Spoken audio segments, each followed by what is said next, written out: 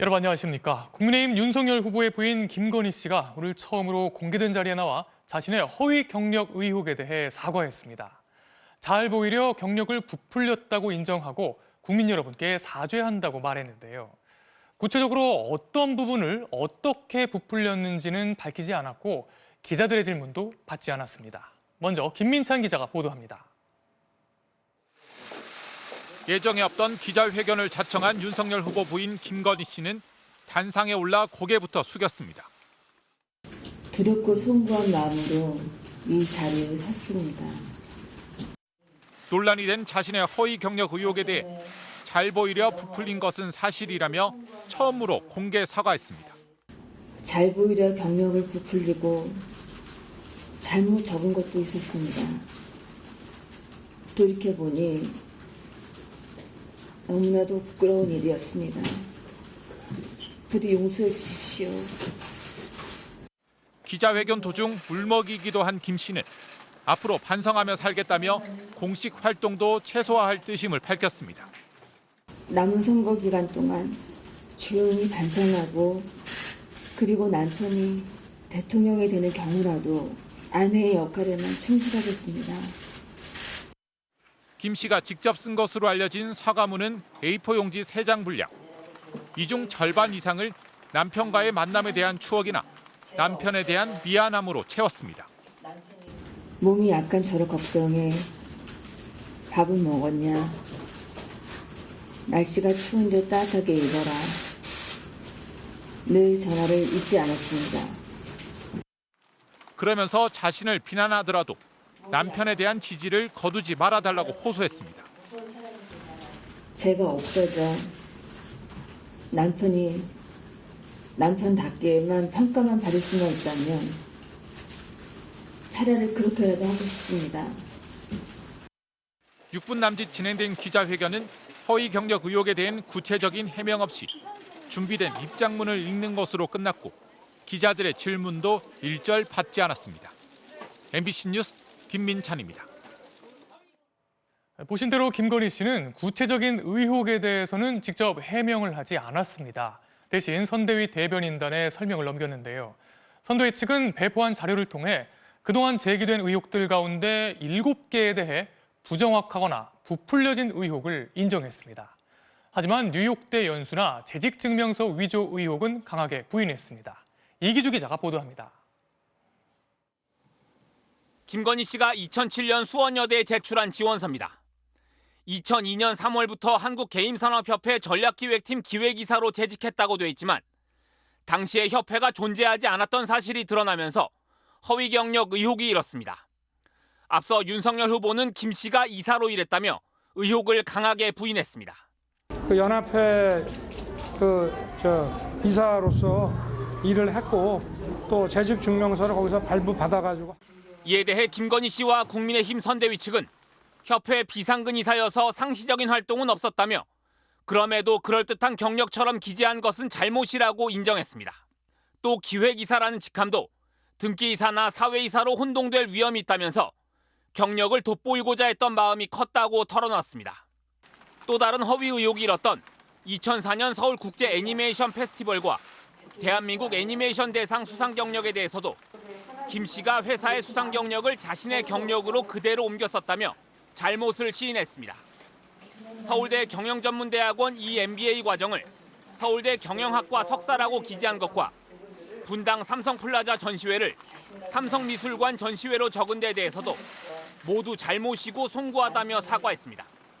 전체적으로 반성하고 사과드리고 그리고 과거 행적에 대해서 인정하고 이처럼 7개의 의혹에 대해서는 잘못을 인정했지만 일부 의혹은 강하게 부인했습니다. 서울대 과정 중 5일짜리 뉴욕대 프로그램을 별도의 해외 연수 경력으로 기재한 데 대해서는 대학원 재학 중에 해외 연수 프로그램은 장단기 여부와 상관없이 연수라고 이력서에 쓸 수 있다고 반박했습니다. 또 문서가 조잡해 허위 의혹이 제기된 게임산업협회 재직증명서와 H컬처테크놀로지 재직증명서에 대해선 해당 기관에서 날인받은 것으로 위조가 아니라고 주장했습니다. 하지만 과거 이력서에 한림 성심대 강의 경력을 왜 한림대로 썼는지 한국폴리텍대학 산학겸임교원을 왜 부교수라고 적었는지 등에 대해선 해명하지 않았습니다. MBC 뉴스 이기주입니다. 김건희 씨 오늘 사과에 대해 민주당은 사과문의 상당 부분을 남편에 대한 미안함으로 채웠다며 국민이 아니라 남편에 대한 사과였다고 혹평했습니다. 반면에 국민의힘 이준석 대표는 아쉽더라도 용기를 봐달라고 말했는데요. 오늘 사과로 의혹을 잠재울 수 있을지 전망이 엇갈리고 있습니다. 이호찬 기자가 보도합니다. 사과문을 읽고 당사를 빠져나가는 김건희 씨에게 기자들의 질문이 쏟아졌지만 김 씨는 아무런 대답을 하지 않았습니다.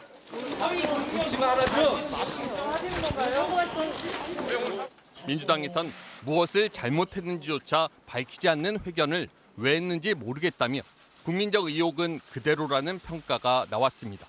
그동안 제기된 김건희 씨의 문제에 대한 국민들의 의혹이 해소되지 않았습니다. 특히 김건희 씨가 사과문의 절반 이상을 남편에 대한 미안함으로 채운 것도 비판의 표적이 됐습니다. 제가 사랑하고 존경하는 남편 윤석열 앞에 저의 허물이 너무나도 부끄럽습니다. 민주당에선 대국민 사과를 하는 자리에서 남편에게 사과를 하는 막장 회견은 처음 본다. 존경하는 남편에게 내가 해가 된다는 심판은 왜 하는지 모르겠다는 혹평이 쏟아졌습니다. 정의당은 알맹이가 빠진 덮어놓고 사과라며 윤 후보는 배우자의 사과가 본인이 말해왔던 공정과 상식 기준에 부합하는지 자문해보라고 목소리를 높였습니다. 국민의힘은 대체로 긍정평가했지만 일부 부정적인 목소리도 나왔습니다. 부인 사과에 대해 윤석열 후보는 제 아내와 똑같은 마음이라고 했고 이준석 대표는 다소 아쉬운 점이 있더라도 후보 배우자의 용기는 긍정적으로 평가했으면 좋겠다고 말했습니다. 김종인 위원장도 김 씨 사과로 장애물 하나가 제거됐다고 긍정평가했지만 홍준표 의원은 국민적 분노를 가라앉힐 수 있겠냐며 부정적인 반응을 보였습니다. 민주당 의원들은 오늘 사과로 윤석열 후보가 말한 공정과 상식이 얼마나 가식적인 것인지 드러났다며 하나마나한 사과는 역풍만 불러올 것이라고 주장했습니다. MBC 뉴스 이호찬입니다. 이런 가운데 이재명, 윤석열 두 대선 후보는 오늘 정책 행보를 이어갔습니다. 이 후보는 임산부를 위한 공공산후조리원을 대폭 늘리겠다고 말했고 윤 후보는 경제 공약을 직접 발표하며 행복 경제 시대를 열겠다고 밝혔습니다. 김지경 기자의 보도입니다. 공공산후조리원을 주제로 임산부, 조리원 종사자 등과 간담회를 가진 이재명 후보. MB정권의 4대강 사업 예산 20조 원이면 공공산후조리원 4,000개를 지을 수 있다며 공공산후조리원 확대로 아이 낳기 좋은 세상을 만들겠다고 밝혔습니다. 이 후보는 자신이 도입한 여주 공공조리원이 지원자가 몰려 새벽에 줄을 설 정도라며 최상급 공공산후 서비스 도입을 약속했습니다. 공공 그러면 싸구려. 이거는 사실은 이게 19세기 마인드죠. 21세기의 공공의 책임은 국민의 돈으로 하는데 개인 사업자가 아니고 그렇죠. 가장 좋아야죠. 박근혜 전 대통령 사면과 관련해선 문 대통령의 결정을 존중한다는 입장을 거듭 밝혔습니다. 이 후보는 방송 인터뷰에서 여러 갈등 요소를 대통령께서 혼자 짊어지겠다고 생각한 게 아닌가 싶다며 사면권 제한 약속을 어긴 걸로 볼 수도 있지만 어쩔 수 없는 측면을 이해해야 한다고 말했습니다. 윤 후보는 부인 김건희 씨의 사과 기자회견에 앞서 주요 공약 시리즈의 첫 순서로 경제 공약을 직접 발표했습니다. 윤 후보는 성장과 복지의 선순환을 통한 행복 경제 시대를 만들겠다며 일자리 창출을 강조했습니다. 국민 행복 시대는 일자리로부터 시작됩니다. 일자리야말로 최고의 복지입니다. 정부 주도 일자리가 아니라 민간 주도 일자리입니다. 윤 후보는 세대별, 계층별, 지역별 맞춤형 일자리 정책을 내세우며 생계급여 대상자 확대와 아동과 노인, 장애인 85만 명에 대한 추가 급여 지원도 약속했습니다. 이런 가운데 더불어민주당은 열린민주당과의 합당 합의문에 서명하고 당원 투표 등을 거쳐 내년 초 합당을 마무리하기로 했습니다. MBC 뉴스 김재경입니다. 어제도 추웠는데 오늘은 더 추웠습니다. 영하 15.5도까지 떨어져 41년 만에 12월 최강 한파였습니다. 서울에서는 한강에 얼음이 얼어 둥둥 떠 있는 모습도 볼 수 있었는데요. 제주에는 많은 눈이 내렸습니다. 제주공항 활주로가 폐쇄되고 항공기는 결항됐습니다. 송원일 기자입니다. 한라산이 새하얀 설국으로 변했습니다. 앙상하던 나뭇가지에는 순백의 눈꽃이 화려하게 피었습니다. 한라산 중간에 위치한 한 대학에는 폭설에 쌓인 눈을 즐기러 나온 사람들로 붐빕니다. 제주도에 눈이 안 오는데 오늘처럼 눈이 많이 오니까 이렇게 아들이랑 같이 눈사람도 만들고 너무 좋은 것 같습니다. 대설경보가 내려진 한라산 사제비 동산에는 40cm가 넘는 눈이 내렸습니다. 이 때문에 탐방로 7개가 통제되는 등 등반객은 입산이 금지됐고 한라산 천백도로도 차량 운행이 전면 통제됐습니다. 도로가 막히면서 차량들은 오던 방향으로 되돌아가야만 했습니다. 좀처럼 눈이 쌓이지 않는 제주시 해안 지역도 4cm가 넘는 적설량을 기록했습니다.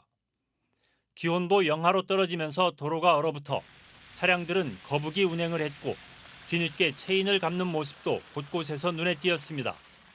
여기가 언덕이라서 눈이 조금만 와도 많이 미끄럽고 사고가 많이 나거든요. 그래서 그것 때문에 좀 많이 힘든데 제설 차량 자주자주 좀 보내주세요.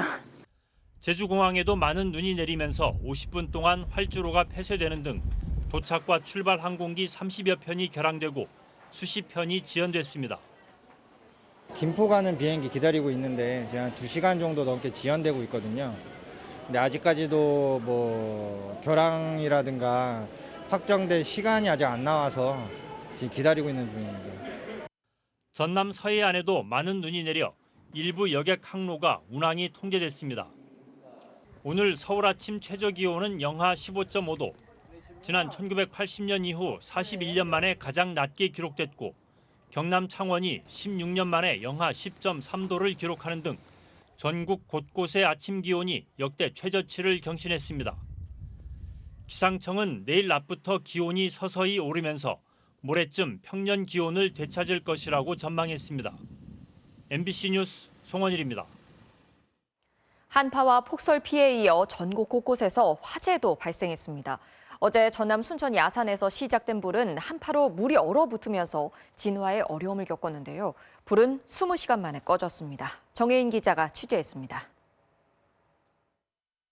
깜깜한 밤, 길게 이어진 시뻘건 불길이 산을 뒤덮었습니다. 날이 밝았지만 산 위로 희뿌연 연기가 계속해서 피어오릅니다.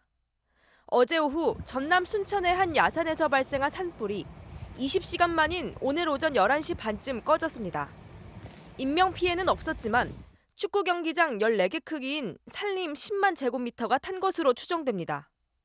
산림당국은 어제 드론 넉 대 등을 투입해 진화에 나섰지만 영하 10도 정도의 추운 날씨와 강한 바람 탓에 진화 작업에 어려움을 겪었습니다. 영하니까 물이 더 얼지 않겠어요. 물로 진화는 불가능했고 더 이상 번지지 않도록 저희들이 만전을 기했고 일출과 동시에 이제 헬기가 투입이 된 거죠. 오늘 오전 7시 반쯤 진화 작업을 재개한 산림당국은 인력 675명과 헬기 10대를 투입해 진화에 성공했습니다. 타오르는 불길 위로 검회색 연기 기둥이 하늘로 솟구칩니다. 오늘 오전 11시쯤 경기 하남의 한 가구 제작 공장에서 불이 나 1시간 반 만에 큰 불길이 잡혔습니다. 그 지나가는데 보니까 이제 검은 색깔 연기가 몽글몽글하게 올라오고 있었어요. 이 불로 다친 사람은 없었지만 공장 건물과 가구 원자재 등이 불에 탔습니다. 소방당국은 한때 담당 소방서 인력과 장비를 모두 동원하는 대응 1단계를 발령하기도 했습니다. 어선 한 척이 뱃머리만을 남겨두고 바닷물에 잠겼습니다. 구조대원들이 기름 유출 방지 작업을 벌이고 있습니다. 강원 동해안에선 폭설로 인한 눈의 무게를 견디지 못하고 어선 한 척이 침몰되고 10척이 침수됐습니다. MBC 뉴스 정인입니다. 코로나19 소식입니다. 오늘 같은 최강 한파 속에서도 많은 사람들이 코로나19 검사를 받기 위해 검사소에 줄을 섰습니다.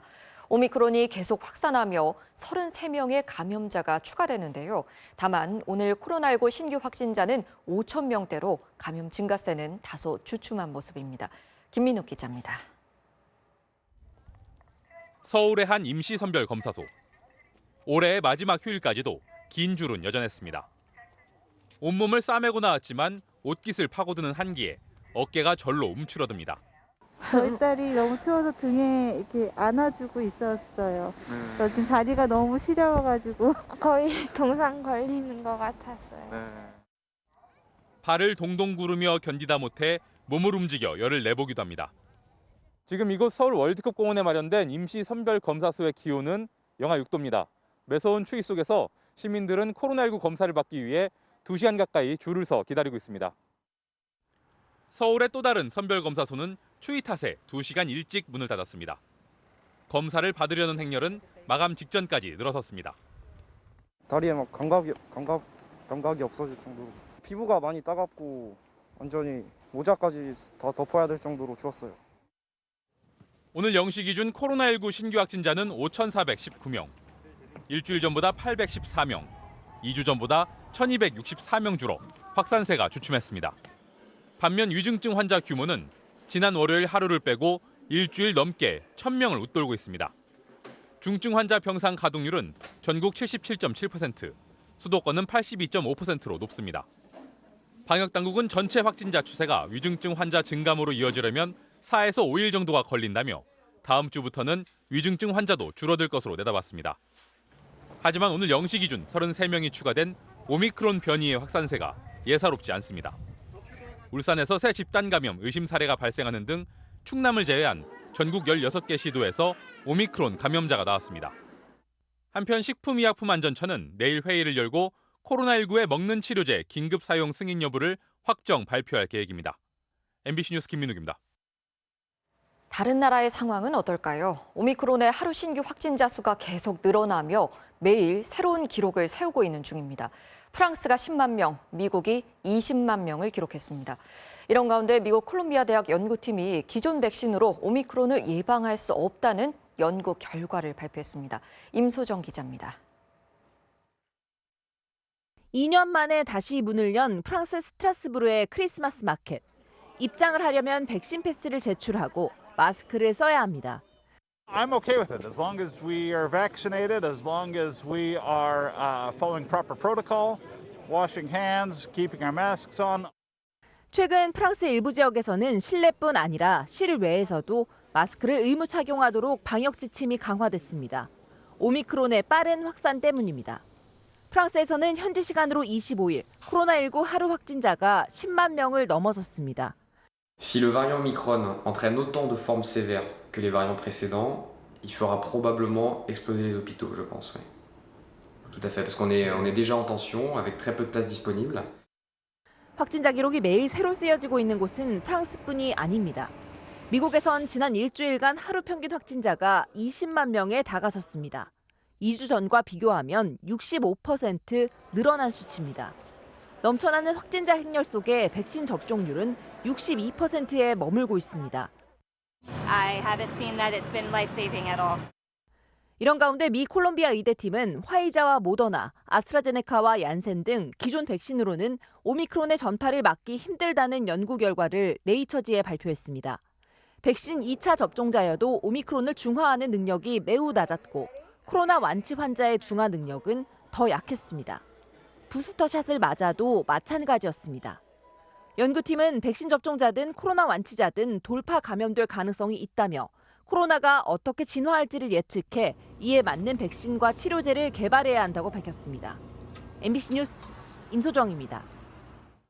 정부가 내일부터 소상공인들에게 방역 지원금을 지급합니다. 업체당 100만 원씩 여러 가게를 운영할 경우 최대 400만 원까지 지원됩니다. 당연히 그동안의 손실을 메우기엔 턱없이 부족한데요. 자영업자들은 100% 손실 보상을 요구하며 다음 달 집단 휴업도 고려하고 있습니다. 서유정 기자의 보도입니다. 단계적 일상 회복 48일 만에 다시 시작된 강화된 거리 두기. 연말 대목을 기대했던 자영업자들은 한숨만 나옵니다. 참담하죠. 네. 예약도 많이 받아놨었는데 취소를 다 했고. 매출이 80%가 떨어져요. 정부가 코로나 거리두기 정책을 낼 때마다 손님이 아예 그냥 싹 사라지는 거예요. 못 모이게 하니까. 정부는 내일부터 소상공인들에게 방역 지원금을 지급합니다. 이달 15일 전 개업한 가게 가운데 매출이 줄어든 320만 개 업체가 대상입니다. 업체당 100만 원씩 여러 가게를 운영할 경우 최대 400만 원을 받을 수 있습니다. 내일부터 신청 가능한 곳은 영업시간 제한을 받은 식당과 카페, 노래 연습장, PC방 등 70만 곳. 오전 9시부터 전용 누리집을 통해 내일은 사업자 등록번호 끝자리가 홀수인 경우, 모레는 짝수인 소상공인들이 신청할 수 있습니다. 29일부터는 홀짝 구분 없이 신청 가능합니다. 여행업과 숙박업 같은 일반 업종도 매출이 줄어든 게 확인되면 다음 달 중순 이후부터 순차적으로 지급됩니다. 자영업자들의 반응은 차갑습니다. 2년 가까이 반복된 거리두기에 100만 원은 턱없이 부족하다는 겁니다. 너무 진짜 실망이 많이 커져. 월세는 어떡할 거예요? 도움이 안 되죠. 그거 갖고 세금도 한 가지 못 내는데. 자영업자 단체들은 100% 손실보상과 임대료 지원 같은 실질적 대책을 요구하고 있습니다. 정부가 대책을 내놓지 않을 경우 다음 달 4일 집단 휴업 여부를 결정할 방침입니다. MBC 뉴스 서유정입니다.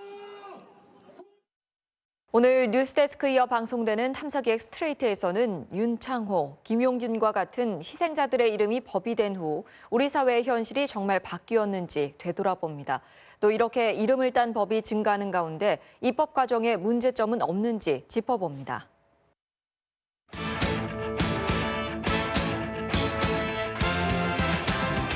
일요일 밤 스포츠 뉴스입니다. 영국 내 코로나19 재확산으로 프리미어리그가 비상에 걸렸습니다. 손흥민 선수의 토트넘 경기가 이번엔 상대팀 집단 감염으로 또다시 연기 가능성이 제기됐고 매 라운드 취소 경기가 속출하고 있습니다. 이명노 기자입니다. 손흥민을 비롯해 주말 홈 경기를 대비해 훈련을 진행해온 토트넘. 하지만 영국 매체들은 경기를 하루 앞둔 어젯밤 두 팀의 19라운드 경기가 연기될 것이라고 일제히 보도했습니다. 이미 코로나19 확진자가 여럿 나온 상대팀 크리스털 팰리스에서 스태프 2명이 추가로 확진됐기 때문입니다.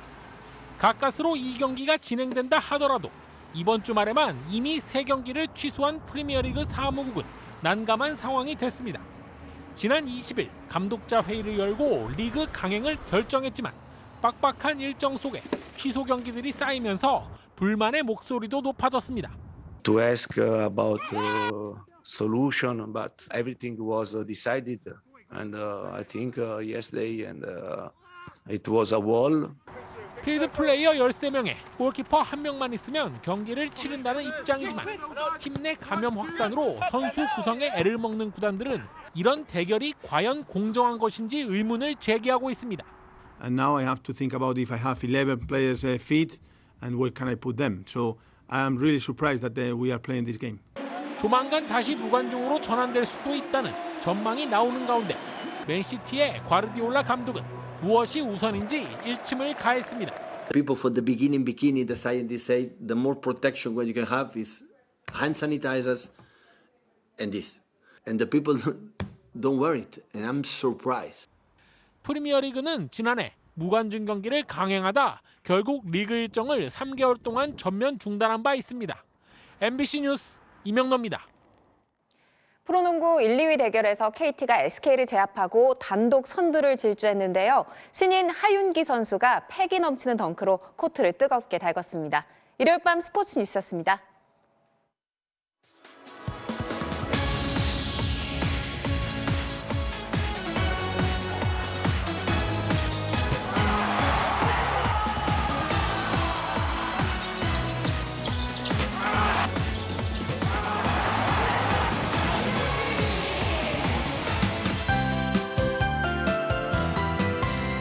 휴일인 오늘 올겨울 최강 한파가 절정에 달했습니다. 오늘 서울의 최저 기온은 무려 영하 15.5도까지 떨어지면서 지난 1980년 이후 41년 만에 12월의 가장 추운 날로 기록이 됐고요.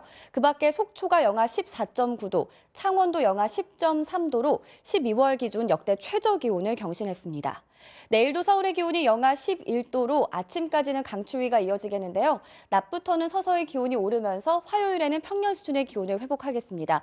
하지만 올해 마지막 날인 금요일에는 다시 찬바람이 불면서 영하 10도 안팎의 세미 한파가 찾아오겠습니다. 한편 전라도 서해안 지방과 제주도에는 오늘 밤새 또다시 강한 눈이 집중되겠습니다. 이미 대설경보가 발령 중인 제주 산지에 최고 30cm 이상, 호남 서해안에도 많게는 10cm 이상의 추가 적설이 예상되고요. 내일 오후부터 밤 사이에는 경기 남부 등 서쪽 내륙 곳곳으로 눈이 날리거나 조금 내려 쌓이는 곳도 있겠습니다. 내일 서울 등 그 밖의 전국은 오후부터 구름만 많아지겠고요. 영동 지방에는 건조특보가 확대 강화된 가운데 불조심하셔야겠습니다.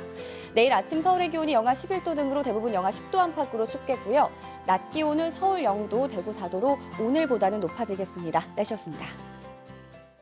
네, 주중에는 추위가 좀 풀리겠네요. 올해가 일주일도 남지 않았습니다. 2021년 마무리 잘 하시고요. 내년에 뵙겠습니다. 일요일 뉴스데스크 마칩니다. 고맙습니다.